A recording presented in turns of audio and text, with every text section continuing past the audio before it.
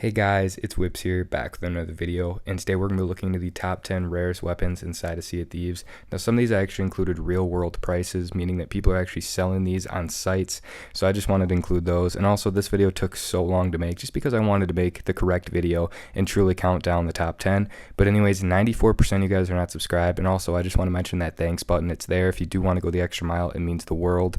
Anyways, without further ado, let's get right into the video. Now starting us off at our number 10 spot, I want to mention the Cutlass of Courage. Now the thing that makes this really rare is just because it was limited to two events that really weren't that popular. One being in 2020, which was the Summer of Sea of Thieves event where you would just have to play arena, and then the second one being a little bit earlier than this where you just had to get 2,500 silver within the arena. Now the thing about this is it's just not that impressive of a sword, so a lot of people didn't do it, and it just kind of seemed like one of those weapons that nobody really wanted, causing it to be super rare, and obviously a lot of people didn't grind for this, meaning that nobody has it. So I definitely think it's a solid spot here at a number 10 spot. Next up, moving into our number 9 spot, this is actually going to be another weapon which was featured within arena. But real quick here, I do just kind of want to explain this because it is super confusing, so just buckle up. Now the item that we're going to be talking about is actually the victorious Sea Dog Blunderbuss, and the reason that makes this so rare is just because of how many times it was taken in and out of the game. Basically, in short, Rare wanted to drop the amount of wins that you would have to get to become legendary Sea Dog, meaning they wanted to make it so it was less. And basically, before they announced this, they just added this victorious Sea Dog Blunderbuss in, so people who had this were just obtaining it, and whoever had this combination was unlocking this. But then they announced that they wanted to lower the amount of wins, and people were absolutely outraged. Rare kind of panicked and said, you know what, we're not going to change it, and then they got rid of the Blunderbuss. But then people were mad because it's like, well, now I have this weapon that other people can't get because there was such a lack of information, so Rare re-released it. And then people got even more mad, and Rare kind of panicked, and out of nowhere, they just dropped the gun, and it was never seen ever again, meaning that if you have this weapon, it was just randomly added into your account with no information, causing it to be super rare because nobody knew about it, and the information was absolutely terrible on Rare's part. At our number 8 spot, I kind of want to give some love to the Year 1 Pirate Legends, and I'm actually going to be talking about the Year 1 Legendary Blunderbuss. Now this is absolutely insane because when the game first came out, there was no emissaries, there was no world event of every single kind, there was literally just forts, and it was so hard to get Pirate Legend at this time. This was the main point of the game. If you had this, you completed the game. So the thing is if people got this in Year 1, congratulations. This was very hard to get. If you see this on the seas, it is a very rare weapon. Congratulations if you have it. At our number 7 spot, I actually want to look at the Whaling Barnacle set, but this is kind of where an issue can uprise because I want to dial in on one certain weapon.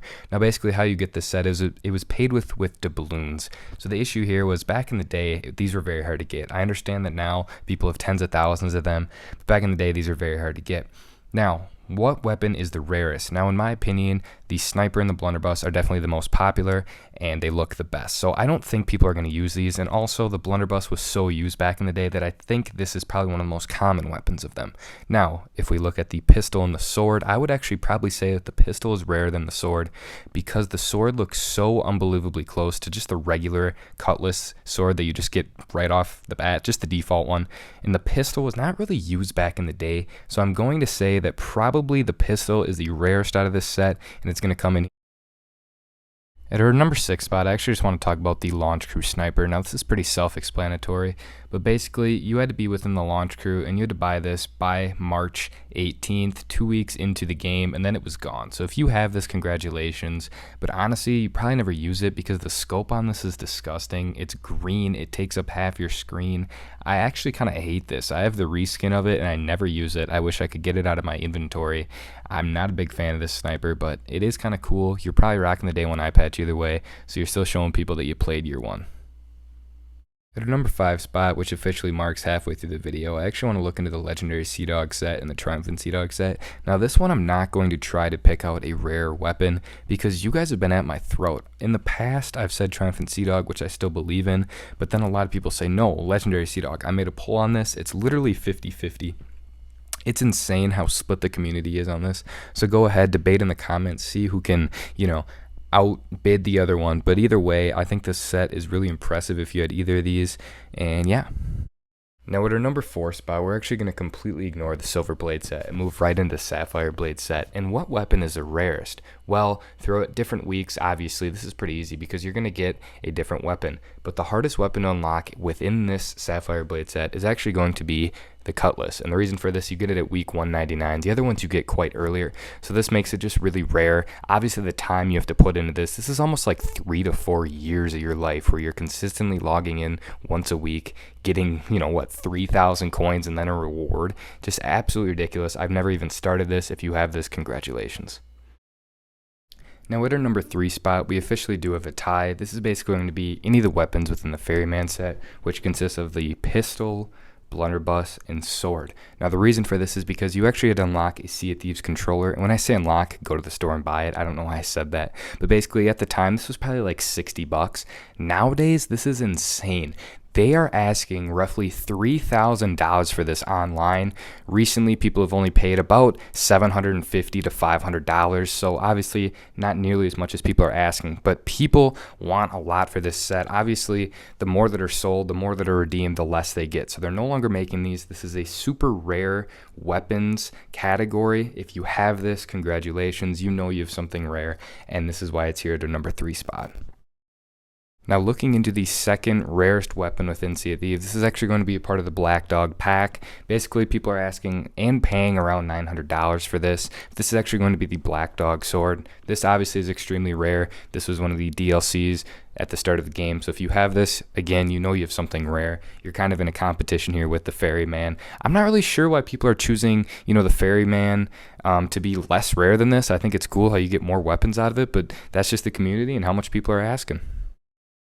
Next up, at our number 1 spot, the moment you guys have all been waiting for, people are paying $2,500, $2,500 for an item within Sea of Thieves, real life money. This is the Midnight Blunderbuss, a part of the Black Dog set. Basically, this is part of an expansion which you can get with your PC to get more storage, a storage expansion.